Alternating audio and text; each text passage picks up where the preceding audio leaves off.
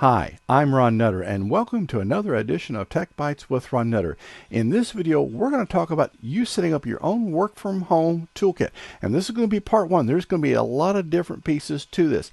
If you're already working home because of the current situation around the world, you may already have some things set up. And I'm going to show you some other options to think about that you can still use in the current situation and to maybe be a little bit differently prepared for the next time around. And we're going to show something you may not have ever seen before. So stay tuned. This is going to get interesting. This video is also available as an Amazon Flash briefing or podcast. Please go to techbiteswithronnutter.com for more information. For any items mentioned in this video, there are affiliate links in the description. If you click on these links, I will get a small commission, but that won't affect the price you pay for the item.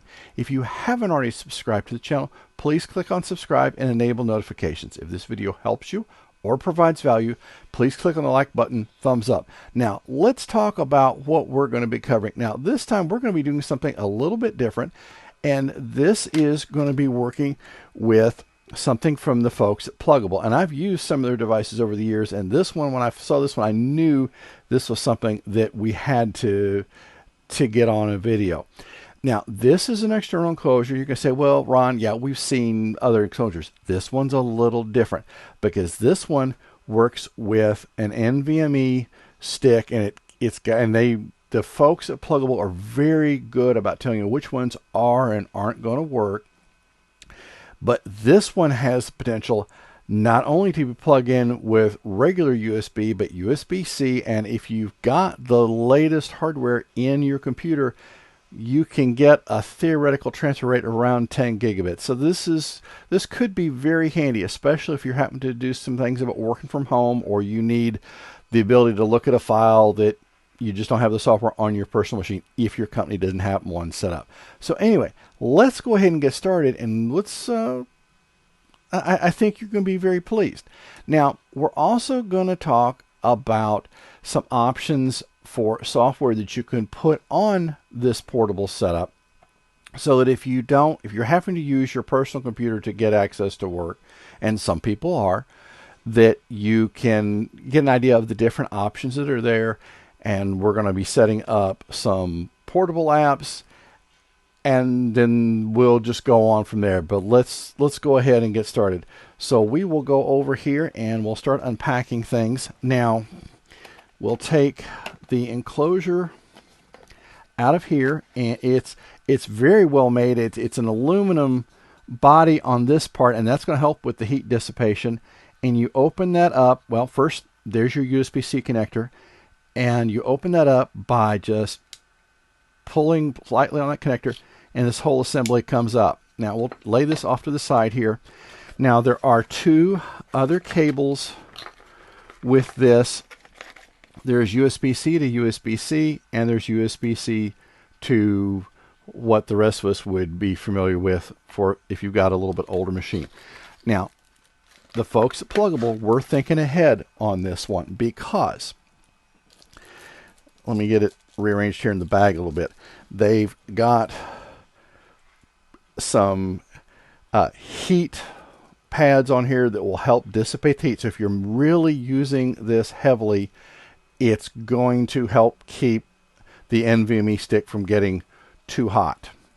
And then there's some replacement nibs because, and we'll see that here, well, right now. Now, this is the part. They call this a toolless enclosure, and this really is, because you'll see this little part right here. Now, there's different holes in here. Now, this one is called, it's what they call a 2280 size, and let's go ahead and get it out of the box. And there's a total of 4 different sizes of all the, and of course, this didn't want to open up easily. There's 4 different sizes. 2280 is the largest one that you'll probably run across. There's 2260, 2240, and like a 2232. Anyway, you won't really need to worry about that too much, although depending on the stick you've got, if it's a shorter one, then you can just move the nib and go on. Now, to get this working, we'll carefully get this out of the package, and we'll just open up little stick, and we will grab it by the edges here. And you'll see it's got its key directly for this. Now we'll just push that in, and we will hold back the little nub, bring the stick down, and I won't say it's going to lock in place, but it's going to certainly hold it very well. And you can see it's got good clearance between the circuit board underneath and the sticker right up here is where you would put those heat pads, and you'll just have to see if you need them or not. There's not a, only if you're really using this like a hard drive will it be probably needed. And we'll just slide this up and it locks in, and that's it. That's all there is to it. So as you can see, this is a very tiny little package. Now you can say, well, but I can go to the office store and go get a USB stick. Yeah, you're right, you can, and that is certainly an option if getting one of these ordered either is now not in the budget, or is you're not sure if you really need it. And well, you know me, I like gadgets, so I had to give this one a try. There are several things that we're going to be doing with this. We're going to be looking at some portable software out there, one from portablelabs.com.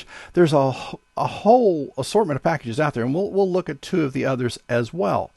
But this is going to be something that is very compact and is very robust, because with this aluminum casing on here, that's going to be a little bit protective. And I'm trying to find a case for this so that I can keep that and the cables all in one piece, because this doesn't do you a whole lot of good if you don't have the cables. And you can see this is, you can be fairly compact with this. I like the fact that this is future proof, because with being USB-C, you can, it has a tendency to, or potential rather, to stay with you for the long run as you start doing more and more.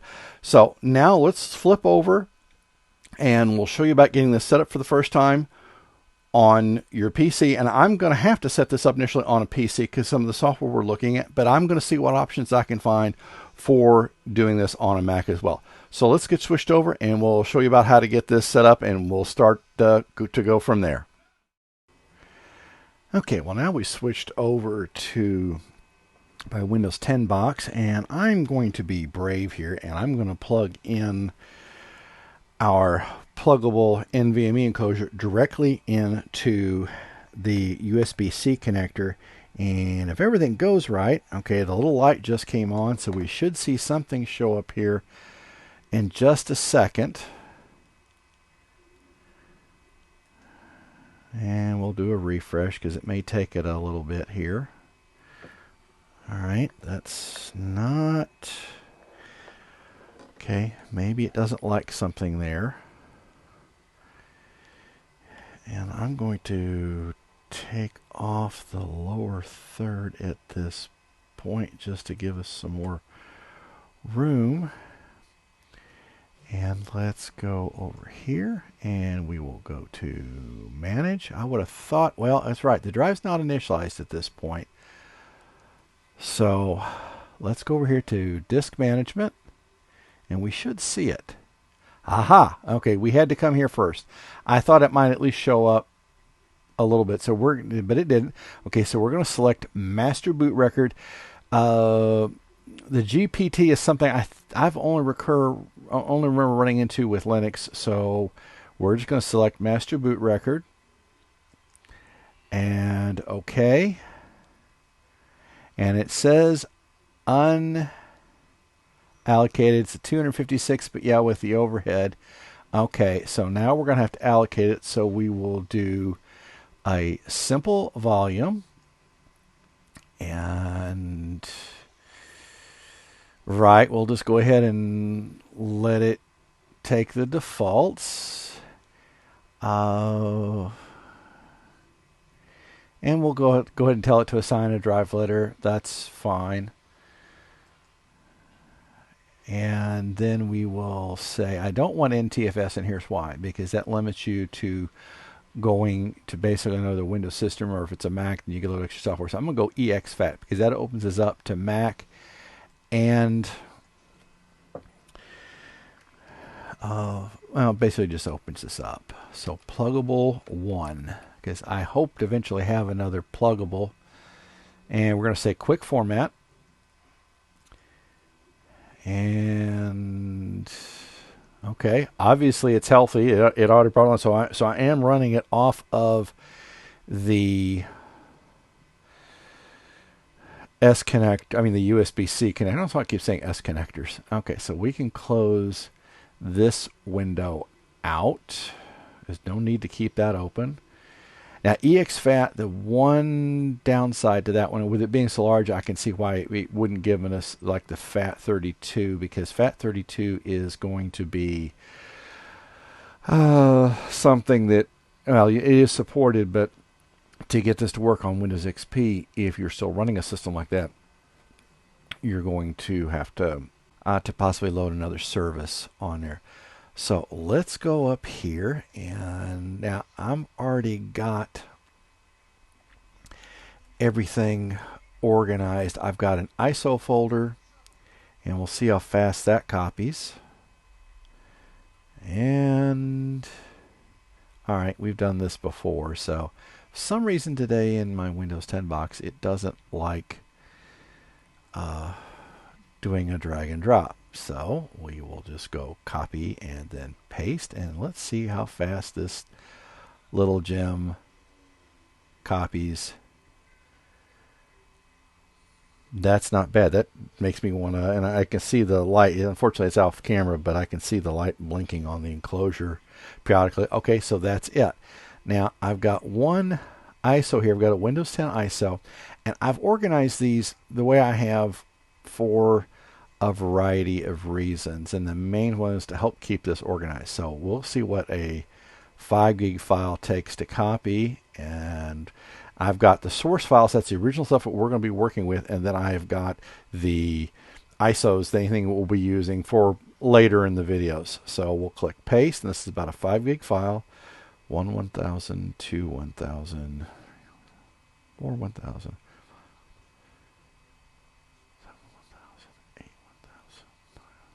So about 15 seconds to copy a 5 gig file, roughly. I didn't figure you wanted to hear me count. So that's not bad. Not bad at all. So, and this is just the way I'm choosing to organize it. So, you know, this is, you know, totally up to you. But this way, if we, and I want to keep what I call my source files. And this is the, I'm going to have the, like the portable app. I'm going to have the Lupo Portable, the LibreKey, as well as VirtualBox. I didn't get the last VirtualBox copied over. Oh, no, I do. There it is. There's no, I missed that one piece. Okay. This way, if I have to reinstall, I've got the source files with me, because having spent some time as a volunteer in emergency management, I always have a backup plan, and sometimes my backup plans have backup plans. So I like to have this available. So now we can move on to getting the portable app up and running. All right, so now we're going to get to the actual installation piece on. We're going to start with portable apps, and I did have it. I thought when I shot the previous segment I didn't have it in here, but here's the actual portable app piece. So we'll run that, and if you've got more than one USB drive plugged in, you'll need to make sure you pick the one. You need to make sure you pick your pluggable one to get in place. So it says English, fine. That's what we want. Fine. And now we're going to say agree. And this is going to be a new install. You can't upgrade an existing one. That was a nice add-on. And we'll say portable, because we're going to have it on a portable device. Select a location, and this is, we did have it as D drive, but let's make sure. Okay. And now at this point we will just say D drive, and let me back up. I've got to grab the right keyboard here. Also destination folder. Okay, well here, let's make use of this one then. So, well, my mouse got knocked out of position here, so let's go here, and then we will type portable app. Now, early on, and I'm talking back in the days when your hard drive was like 40 to 100 megs in size, there was a common thought that you didn't want to install things directly into the root, because if the root of the drive got corrupted, that you could lose everything. So this is where we're still going to go ahead and continue on and just follow that concept. Plus, it keeps the main part of the drive up and running. Now, that was nice. That was the fastest I've ever seen it install. So we'll click finish, and it's already up and running. So it's checking for apps, which is fine. And I'm going to pull up my note here, and I've got everything categorized to make this a little bit easier. Of course, wouldn't you know it, as soon as I decided to turn off the recording, it goes ahead and comes on through. So we'll go down through the list, and these are some ones. I mean, as you can see, there is a plethora of apps that you can install, and Notepad++ is the one I've used quite a bit over the years. I used to use the DOS edit one, or even Edlin when there was just a command line only one. But Notepad++ does a really good job of saving a very minimal text file,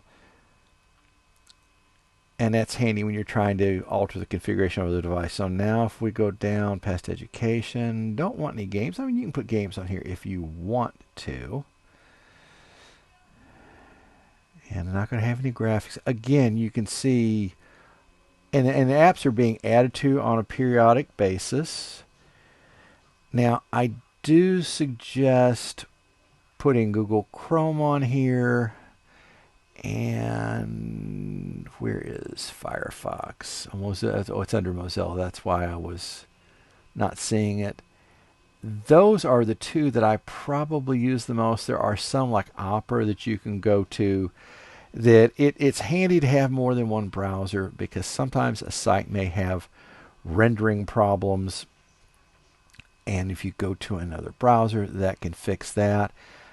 Now, I am going to suggest that you put Apache OpenOffice on here, only because A, it's open source, and B, if you are having to get to something from the Office that was written with one of the Microsoft Office apps, this should let you into that. So that's going to be a handy little thing to have. And then we'll also want to have, we'll go down here, PDF Exchange Viewer. I'm not gonna, if you want to get the editor too, you can, but I'm going to keep just kind of the basics going on here. And if we go on down, the next one is security.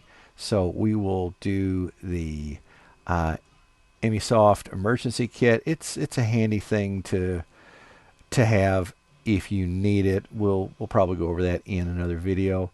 We'll do KeePass Classic, because if you're having to keep passwords handy, that you want to have them in a safe way to move them back and forth. And then we also want to get Eraser. Now, Eraser is something, especially if you are, say, temporarily putting company files on your personal machine or even on the flash drive, you want to make sure that you securely erase them. And by that, I mean more than just doing a delete, because a delete doesn't really delete them. It takes them out of the directory table on the drive. But with Eraser, you securely erase it, so it's, I won't say impossible, but it's nearly impossible to get a file recovered in case somebody gets a hold of this. So I don't think there's anything else. As you can see, there is a host of things, but I'm just trying to keep things set up for a work from home or work remote situation. So we'll go down here and we'll click next. Next, there we go. It had to want to go do it. And you may find on some of these that there are going to be some user agreements you may have to acknowledge either during the download process or as a part of installing the program. Now, one nice thing, if you've never used Portable app before, it's very good when you first fire it up. It does go out and check to see if there's newer updates available. So it helps you keep things current especially if you've got an internet connection. So this is going to take a little bit of time to go through. Obviously, I'm not going to keep recording this whole time, but you can kind of see the process. And once it finishes, we will pick back up and continue on. Now, if you've not dealt with portable apps before, this is one thing to kind of keep in mind. First, it's going to download everything, and then you will see it shift over to installing the different components. And this is where you may have to accept some sort of end user license agreement or some sort of statement just to get it to install. Obviously, the larger the app, the longer it may take to install. But so far, we're about 15 minutes in with the ones I selected, and it's gotten them all downloaded, and now it's going through in process of doing the installation. And then once we get everything installed, then you'll see what it looks like. Now, once it's finished installing everything, you will see a screen just like this. So you can click OK, and we'll close out some of these other windows that we don't really need to have anymore. And then we will click close here. And as you can see, everything that we've installed is now showing up over here on the lower right hand corner of the screen. There is all sorts of customizations that you can make, but this will get you started. And there's things that you should look at doing about doing a backup of this once in a while. Theoretically, you can back it up to itself, but probably should back it up to yet another source. So in case something gets corrupted, you can get things back reasonably quick to the way you had it. So you can see everything is right here. We've got a spreadsheet, we've got a calculator. I mean, you name it, we've got it there. We've got a way to look at PDFs other than what the viewers themselves can render, and I typically prefer to have a separate program, although it's a matter of personal preference. We've got a password manager, so if you're not using a password manager yet, now would be a great time to start, because trust me, all it takes is forgetting that one password in the heat of the moment, or you thought you'd use the one you normally use, and please don't use the same thing on every site. And I'm guilty of in the past of doing that myself, so don't follow my example. Use something unique. So this has got you up and running. Now, to get things disconnected, all you would have to do is you would click on the button here in the lower right hand corner. Yes, we'll close the apps. And at this point, if we go up here to my computer, you can see that we've already consumed quite a bit of space. We'll disconnect, and it should go away there momentarily. Although I will sometimes go ahead and pull the plug on this. You really should do a proper eject, which is right click on the drive and then eject. Although I've had more issues with the Mac complaining about when I prematurely disconnect something versus doing the proper mode of disconnection. Okay, well, we've got everything installed on the Plugable NVMe enclosure. I need to get my digital thermometer out to look at this. It did get a little warm, but not surprising, because I was copying over quite a bit of information, but there's still, on a 256 gig stick, I've still got quite a bit of space left on there, and that was by design, because I'm looking to do several things with this one. So this basically what you've got at this point, if you go through the same steps that I did, this is going to have you a basic system. So if you're using your personal computer at home and you're having to work from remote because the office is closed, or there's a governor's ordered office is closed, whatever, you've got something that kind of gets you up and running, because not everybody's going to have Microsoft Office at home. And this also gives you some extra tools so that if you do make sure that you securely erase things, that you are protected from that as well. And we're going to get into some other discussions about remotely accessing computers, and we'll just go through that discussion so that you do have some options. But again, do not do this on your own. If you're any size company at all, make sure your boss or the owner of the company signs off on what you're doing. If you are the IT person or your company doesn't have one, again, check with your boss, because you want to make sure that you're not going to cause any problems. But on the other hand, This is a discussion that you probably should have already had, and if you haven't, now's an excellent time to do it, because you can still, in the heat of things, get something done. If you've got any questions on doing this for your company, please reach out to me. I'd be glad to get on a phone call with you or video conference to help you go through some of the decisions. I'm not going to charge for that one. If there's enough people who are interested, we can even do some sort of live video stream, and I can take questions from you at that point, because my whole goal is to help you get through this kind of situation. Because having been in emergency management, I train for the kind of situation that we're dealing right now with this worldwide pandemic. So there's ways you can deal with things, and this is a handy little thing to have anyway, because now it's something, shirt pocket, purse, whatever, and you've got the basics of what you're going to need to have handy. We're going to do more videos on this. In the process of filming this one, I've already seen where we need to have other discussions. But you know what? We'll just take that one step at a time.